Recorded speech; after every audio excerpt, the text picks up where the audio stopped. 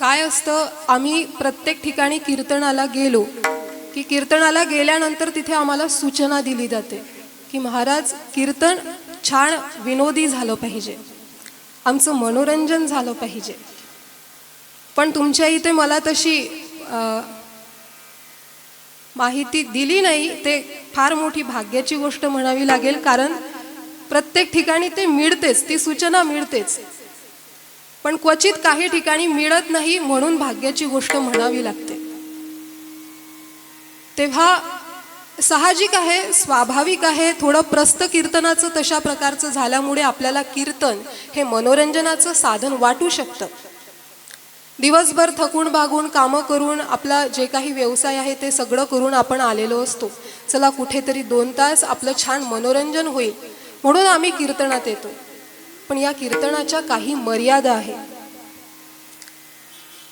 कीर्तनामध्ये लोकांनी सांगावं आणि कीर्तनकारांनी तसंच बोलावं असा नियम अजून संप्रदायात आलेला नाही. तेव्हा इथे लोकांना काय वाटतं, कीर्तनकाराला काय वाटतं, याला काही एक किंमत नाही. इथे संतांना काय वाटतं, शास्त्राला काय वाटतं, ही जागा संतांचे शब्द बोलण्याकरिता आहे. तुकाराम महाराज म्हणतात, करावे कीर्तन मुखी गावे हरीचे गुण. मुखी गावे संसाराचे गुण असं नाही म्हटलं, कीर्तन करा पण हरीचं गुण गा. ही मर्यादा संतांनी घालून दिली आहे. हे कीर्तन सामान्य नाही, हे कीर्तन आपल्याला भगवंताची प्राप्ती करून देणार आहे. कीर्तन चांग हो या अंग हरिरूप करून देणारं हे कीर्तन आहे. भक्ती ज्ञाना विरहित इतरा गोष्टी न कराव्या, प्रेम भरे वैराग्याच्या युक्ती विवराव्या. जेणेकरुणी मूर्ती ठसावी अंतरी श्री हरीची, ऐसी कीर्तन मर्यादा आहे संतांच्या घरची. ही संतांनी मर्यादा सांगितली. भक्ती ज्ञाना विरहित इतरा गोष्टी कीर्तनात करायच्या नाही. विवेक वैराग्य सांगावं, जेणेकरून प्रत्येक साधकाच्या अंतःकरणामध्ये भगवंताची मूर्ती ठसेल.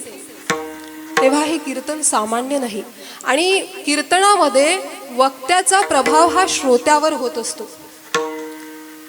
वक्ता जर वैराग्यशील असेल तर श्रोता सुद्धा वैराग्यवान होतो. वक्ता जर विवेकी असेल तर श्रोता सुद्धा विवेकी होतो. वक्ता जर भक्ती करणारा असेल तर श्रोता सुद्धा भक्तिवान होतो.